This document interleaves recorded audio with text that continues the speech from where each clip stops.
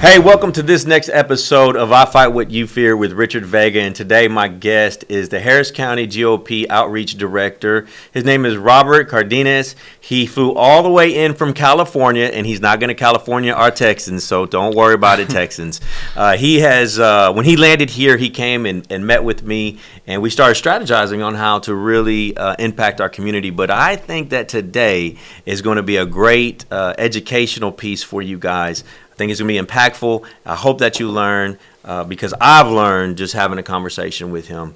And let's just get into it, Robert. Yeah. Let's talk about what's going on in our communities nationwide. This transgender movement that has really infiltrated our society and trying to force us to accept something that a lot of us just disagree with is really hit our children's, our schools, our TVs. It's really in our face everywhere. And the reason why I want to talk about this is number one, see your views from it, right, and bring your aspect of it, but also because you're a homosexual, and so for me as a straight conservative male, I always believe that all gays just back this movement in, and that's just not true. What are your thoughts about this? Yeah, I mean, first off, thank you for having me. I appreciate it. I will say, just to let people know, my views do not represent any official stance of the Harris County Republican Party. These views are my own. But what I will say about the transgender movement, how it's just been accelerating so much since COVID. It really went from 2020 to, having people locked down. They were forced to just, view a lot of content. And I think it kind of just progressed throughout the years, and people started kind of realizing, oh my gosh, there's these drag queens that are coming out with Drag Queen Story Hour, which is kind of insane if you think about it, because drag queens are fundamentally about going out to gay bars where you talk to adults about performance. They do performances, and the fact that they're speaking to kids about this, it's outrageous. I think it's wrong. It's not right. Kids should be learning about math, English, writing. They shouldn't be learning about sexual explicit things that are happening. It just shouldn't. It's not right. And so what I see is really right now is in the transgender movement is we see insecure adults that are essentially talking to kids, and they think that what they're saying to kids is normal, because the thing is, they didn't have the same experience if they were, in school talking to a teacher or talking to a mentor, and they would say, oh, they're gay or they're lesbian, and I look up to them. They didn't get that experience. So the thing is they're insecure because they want to have an experience with children talking to them about this, but they think in their mind that it's normal when we know it's not. And so that's kind of the big difference of how it's kind of played out in their minds. But I think really in general, they think that it's, especially these drag queens and other folks, they think it's normal to talk to kids about this, but they don't understand the consequences of what they're doing to them. Right. They're trying to tell them that they're not a boy, but they're a girl, or they're not a girl, they're a boy. And that's wrong. I think that's so wrong for them to target kids like that. I mean, just talk to adults at a 21 and over gay bar. That's where you talk to adults, where you have adult conversations. You don't go to kids and talk to them about that. No, so, it causes a lot of confusion. It does. Kids don't know what they want to be. They're trying to figure out themselves on an hour-to-hour day. Versus if you go to an 8-year-old or a 5-year-old and you ask them what do they want to be, they want to be a superhero. Or, some of them might want to be an athlete or whatever it may be. It can change day to day, hour to hour on what they want to do, and really coming in there and saying, hey, you're not supposed to be a girl or you're not supposed to be a boy, can really do some psychological damage to them. Yes. And for me to be forced to accept it, I just can't, right? Yeah. One of the big missed things that we don't talk about is the suicide rate within transgenders. Yes. It's the highest of all of the alphabets from the LGBTQ. Yeah. And it's sad because these people are hurting. Yes. They're searching for an identity and purpose, mm-hmm. and they think it's going to make them happy. Mm-hmm. But when you're talking about mutilation of children and robbing them from their identity, I'm sorry. I can't accept that. Yeah. I can't get on board with it. I can't even be brought to the table to say, hey, let's work something out. Yeah. Changing someone's makeup of who they are from within is just awful. I don't know if you remember, but this last session, not the special session, but the last session, we had the bill for in Texas here to stop basically the mutilation of children, or the blockers, right? The hormone blockers. The hormone blockers. Mm-hmm. And I was there, so I actually ended up taking our church group there, mm-hmm. and we did worship there in the middle of the tundra, I think it's called, but. We got surrounded because there was a lot of them there, right? They're there to support the bill. And I say them as transgenders. And, man, they surrounded us. They were spitting on us. They were throwing stuff at us. We didn't do anything. I mean, we just told them don't touch us, and we continued to worship and do our thing. A lot of them ended up getting arrested, mm-hmm. And acting kind of foolish. But that's not how you get things done either. But at the end of the day, if that community would just understand, like, we do care about you, and we want you to understand that our children are very important to us. It's our job to protect the next generation. Yes. Right?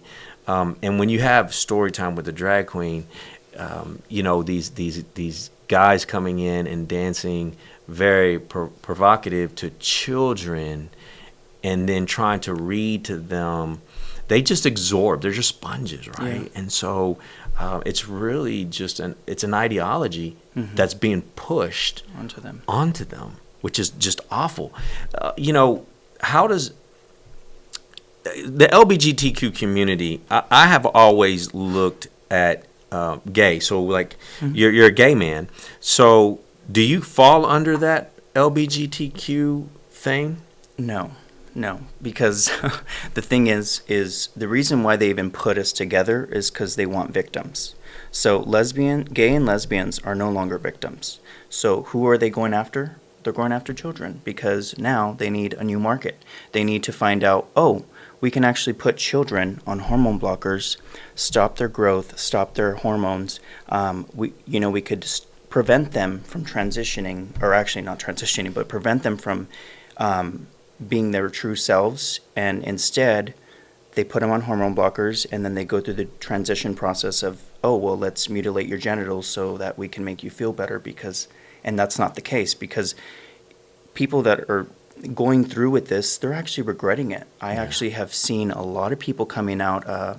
There's a girl actually from back at home where I lived in California. Her name's Chloe Cole, and she is a detransitioner. She started at hormone blockers at 13. Then she had a double mastectomy by 15. And then by 17, she transitioned back. But she said that there's a lot of kids that are having so many problems from these surgeries because these doctors, they don't know what they're doing. They think that they're providing these services to them to give them the treatment that they think they need, but really it's about focusing on their mental health. I mean, there's been so many things that happened in COVID that took the schools were shut down. So kids weren't going to school.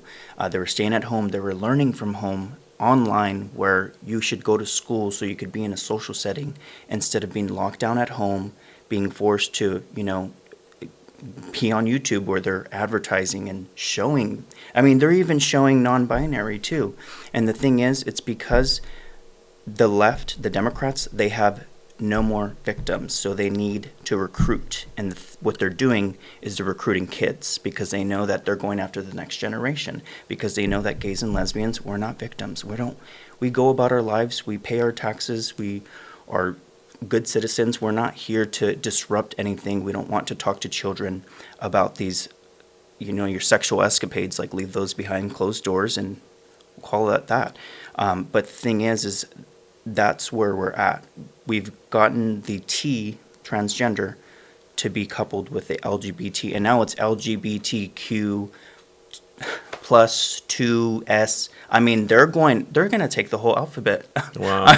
It's crazy, but that's where we're at. I think that it's because we're no longer victims. They want to bring the transgender community in, because you see, even too, I saw like an article that said the LGBs want to get away from the Ts, so they just want to have, where they have their own community, because we don't have the same things going on with what they're doing, especially with surgeries but it's accelerated a lot. A lot of that has to do with the Democrats pushing it because they want to validate their pronouns, and that's the thing too. These pronouns, I can't stand these pronouns of they, them. Huge. When you're having a conversation with someone, you're like, yes, they went to the store. Who are you talking about? Just one person? Well, you're saying they. No, that's plural.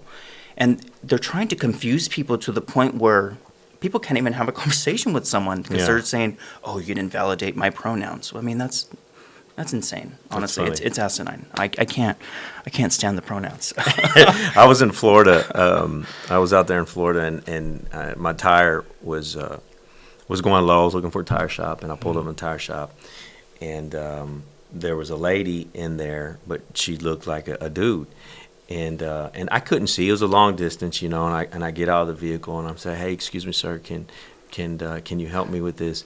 And she comes out and she was just mad. "You shouldn't address nobody by sir and ma'am," and start going off on me. And I said, "First off, you don't get to tell me how to speak. Mm-hmm. Let's just be real quick. You want to get real? I'm going to get real too. You're not going to tell me how and I can and can't talk to anybody." And by no means did I mean that to be offensive. Yeah. But you look like a dude, and you're far away, and so I'm going to address you as I think, and I'm sorry if you took offense. That was not my intention. My intention was to get some help and be polite. It was not to be able to come here and devalue you on what you think you are. But at the end of the day, I'm here to receive a service. Can you help me with my tire? And she was, she ended up helping us. But it was, she, and I told her before we left, I said, "Look, I'm sorry. Like, I really am. My intentions weren't to hurt your feelings. But and I told her, I said, can I pray for you? She didn't want it. And that's fine, but it's just one of those things, that we're being forced to try to accept. We can't go around accepting everything, right? The norm is the norm. And that was already established thousands of years ago. Yeah. But you talked about a few other things, with this whole the whole entire alphabet. In the neighborhoods that I grew up in, we used to call them the alphabet boys, right? You had the DEA and the FBI. Those were the alphabet boys. But now you really have the LGBTQ plus SOLMNOP has really hijacked this whole thing and tried to just make it all about to transform who we are as a society, and bring the gays and lesbians in when you guys don't even agree with this stuff. Let me ask you, because you're a conservative gay man, yes. How does that happen? Because I didn't realize that they were actually gay conservative men out there, or lesbians as well. I just didn't. Never even thought it was out there like that. So, can you elaborate on that? Yeah. So there's a lot of Republican organizations, of course, but specifically, I joined Log Cabin Republicans, and it started in the 1970s. And it's an organization of gays, lesbians, and of course, here's the thing too, transgenders. But these are people who transitioned at a later age. They decided when they were adults they wanted to transition, and I respect that. However, I don't disagree, or I don't agree with children transitioning. That's just, I cut the line there. But with this whole movement, it's kind of, with, how would you say? Like with Log Cabin Republicans, it's been more so an organization about talking about conservative values, talking about the Second Amendment, talking about free markets, talking about everything that has to do with freedom of speech, all of that. And I think the reason why I got so fed up was because I was in college in 2016. I was at San Diego State, and I was a Democrat, by the way. I did not vote, though. I was a Democrat, and for whatever reason, I was in class, and there was my professor talking about 6 companies that own 90% of the media. And I looked into that, and I kind of started researching, changing my views, and I realized that, the Democrats want people who they can control. And as long as they can get people that they can control, especially with this community, they're going to do whatever it takes. They're going to validate their pronouns. They're going to validate whatever they want until they can get what they want, especially their vote. But what I've been seeing right now, too, with all this acceleration is there's even another organization called Gays Against Groomers. And they are all over the United States as well. They have different chapters, and they talk to people about why it's important to talk to people about how it's not okay to talk to kids about your sexuality or your gender orientation, whatever it is. You should not be talking to kids about that. But it's more so with these organizations is talking to people about our conservative values, even though we're gay. I mean, we just, we want to live in this society and be a part of society, but also not have to deal with, the fact that we could just be private citizens. And I think that we're seeing a lot, and I'm seeing actually a lot of gays, lesbians, and even some transgenders that are becoming conservative because they don't align with the Democrats. The Democrats have gone so far left. They want open borders. We see it here in Texas. Man. They don't care about, people on the streets, the homeless people. They are actually giving illegals housing. They're giving them airplane tickets to go wherever they want. I mean, that's kind of... While our veterans are suffering. While our veterans are suffering and they're not being taken care of, and they have all these programs in New York and everywhere. I mean, it's all these sanctuary cities that are allowing for this, and they keep getting upset, but you're allowing for this to happen. But I will tell you that I do see a change in a lot of the LGBTQ plus community changing, and they're actually becoming conservative, and they're actually steering away from the movement. They don't want to be a part of it. Well, good. It's I mean, here's the thing, man. Whatever you want to do in a bedroom, that's between you and whoever. But when you're trying to just, mess with kids, man, I got a big problem with that. We got to protect the babies. It's let them be, forward thinkers and free thinkers. Let them develop how they need to develop. Mm-hmm. And this world has got so much hate and evil to throw at them as they get older. Yeah, they'll figure it out. Yes. But let's protect their minds. Let's let them grow, like you said, in mathematics. Yes. Let's let them grow in literature. Let's let them grow and know our history. And so maybe they can grow up and be in engineering or a doctor or a lawyer or, maybe own a company, be a plumber or HVAC, somebody who can be a good, productive citizen of our country, of our neighborhoods, or locally, and thrive. Yeah. Because, it's just, man, when you instill, us as adults, all of us struggle, and we all go through some sort of anxiety in life. Yeah. We're all going to experience our lows. But when you already start beating up on kids at a young age and having them process and deal with all these different emotions when they're not even supposed to be dealing with these. Yeah. Dude, that's scary, man. Yeah. Are we really transforming a mind of I mean, clearly we're having a mind of a child, but you know, we can do whatever we want with that mind, right? Mm-hmm. We can. The Williams sisters, as a kid, they were instructed to do one thing, Yeah. and their parents had them so dedicated, so disciplined to do what they needed to do, and look what they were able to achieve. Yeah. You look at Michael Jackson, right? Mm-hmm. Michael Jackson's daddy instructed him what to do, put everything in there, and pushed him to do what he's going to do. Yeah. Now, these are great stories of what kids can do from an early age if you put the positive things in there and just teach them about discipline and persevering.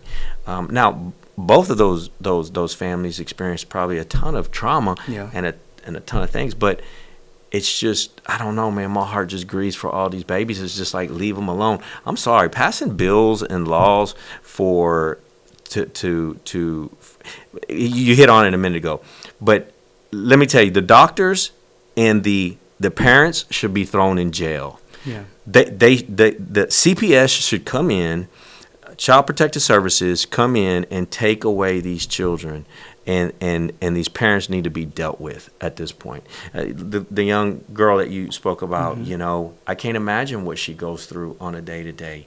You know, you think you're one thing, and you transform to what you think is going to make you happy, because your DNA is going to tell you what you're going to be, right? You can't change your DNA. Mm-hmm. It's not. I don't care how many blockers you change for your hormones, but your DNA says you're going to produce this much testosterone.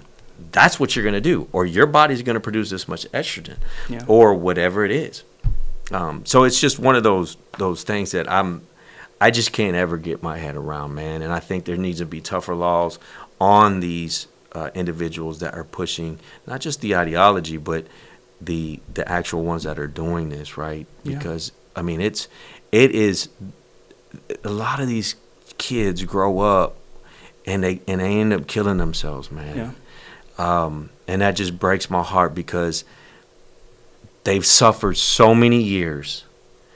And, you know, I can't imagine how many times they've locked themselves in the restroom or in their bedroom and just cried, feeling like they have no purpose to live, or they don't know who they are. And when, you know, they were already designed for greatness, because I believe that everyone's designed for greatness. And it's just one of those things.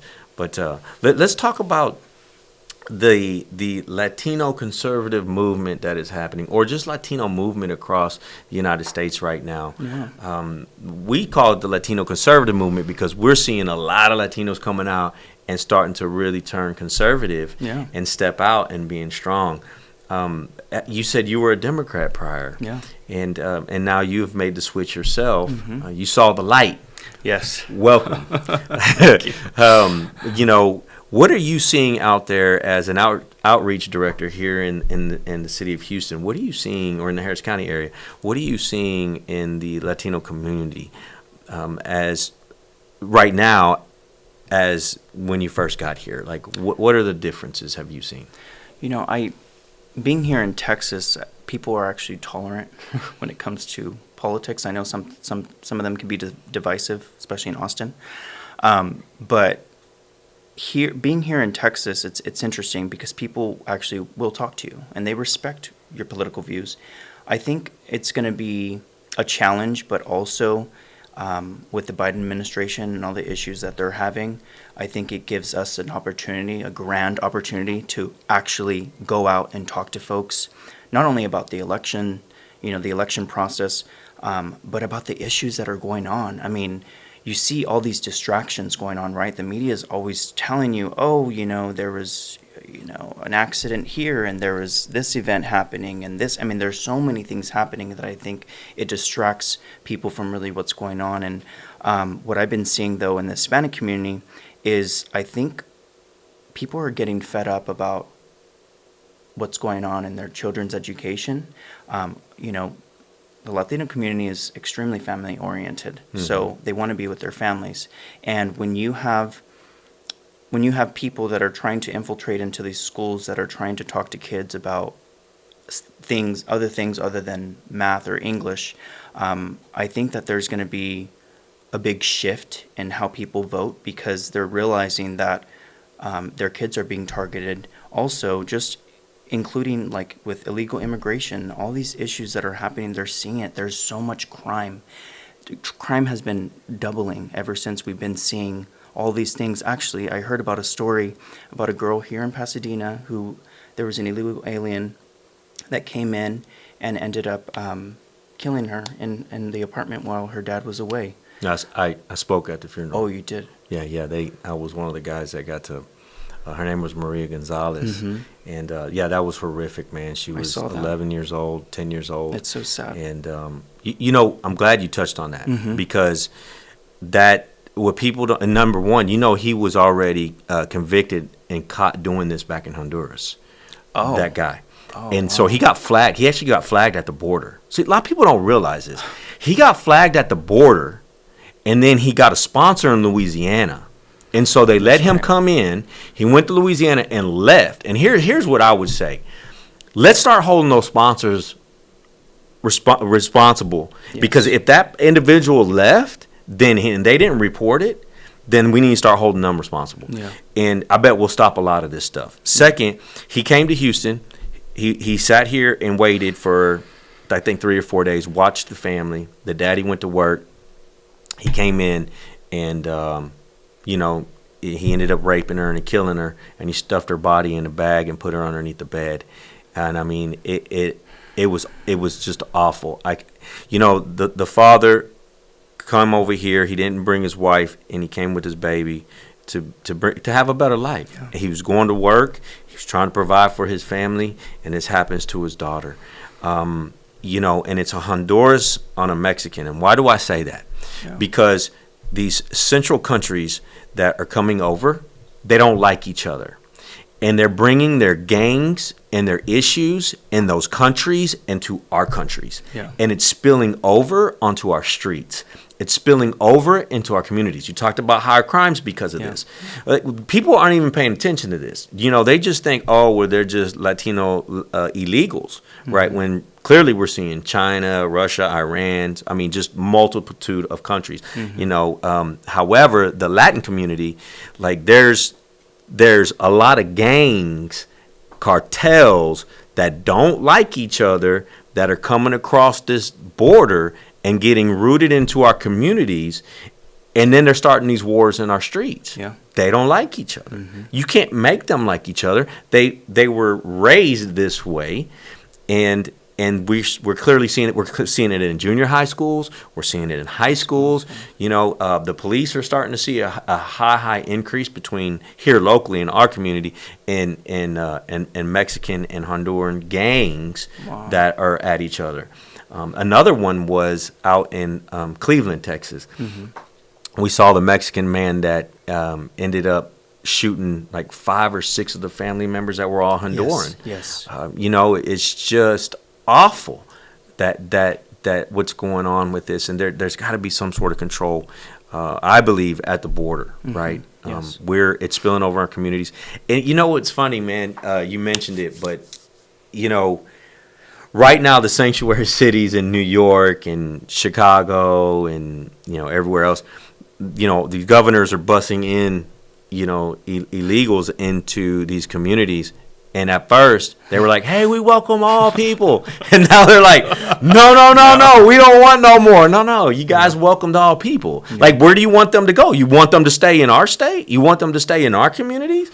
Oh, wait a minute. You want my family to pay for everything when we're struggling over here? No. Yeah. You wanted this? Here you go." Yeah. And my thing is like, let's load up more and let's ship them over there. Like, enough's enough at this point. Oh, yeah. If you want them, your state can have them, because we already have enough issues in our own communities, and we're paying enough within our own communities, and we got to take care of our own. Yes, right? You said it.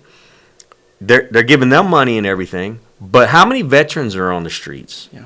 How many of them are not receiving the benefits that they should? Right?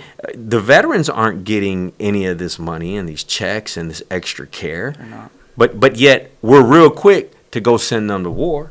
we're right now. There's some stuff popping off in the Middle East. Yeah. Well, guess what Biden's going to do? He's going to dispatch a ton of people, military personnel, to go somewhere. What's going to happen with those military personnel? They're going to end up with PTSD. They're going to end up coming home and struggling. And all this extra money could go to them to have care and whatever else they might need. But we're just going to say, hey, oh, you're illegal? Here's $5,000. Do you need housing? Do you need a cell phone? Do you need food? Like, where's the at least put them to work. Yeah. Like, there's no incentive to even work. Yeah. Like, here you go. I mean, would you go to work if I was like, here you go, here you go, here you go?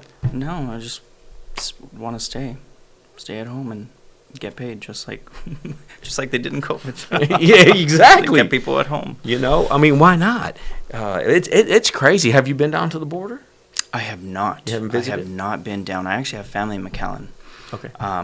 My aunt's told me a little bit about what's going on, but I definitely actually want to go. I'm curious, but I know that it's kind of dangerous, considering the cartels are kind of controlling a lot of that area, and they're actually infiltrating a lot into Arizona, California, Texas. They're all infiltrating into there. And then Houston, of course,